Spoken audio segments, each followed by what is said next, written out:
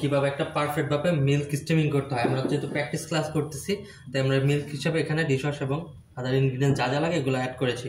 এখন আমাদের মিল্ক এবং এটা দুইটা একই থাকবে। এই যে পুরোটা নাম, এইটার নাম হচ্ছে স্টিম ওয়ার্ডস।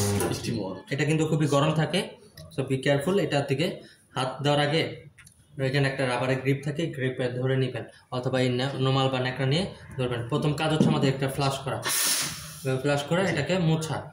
দেন হচ্ছে এটার নাম হচ্ছে পিচার।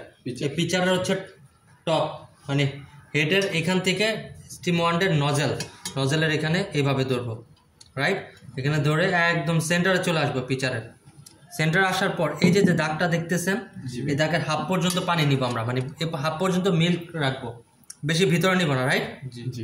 এটাকে মাঝখানে রাখবো, প্রথম কন্ডিশন মাঝখানে রাখবো, 2 সুতা লেফটে নিব, এই যে একটু একটু নাও, শেষ।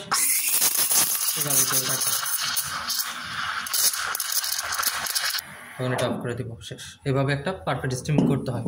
সি এখন কাজ কি, এটাকে আবার ফ্লাশ করে রেখে দাও। এখন ওইখানেই থাক, আমরা যাই কিনা এই স্টিম দিয়ে। সি স্টিম শুরু করলাম। হ্যাঁ জি। এই তো মাঝখান থেকে এখন এটাকে এইভাবে ধরে কাপ সোজা চলে আসবে। ওকে, পারফেক্ট স্টিমিং শর্ত বুঝতে পারছি এবার।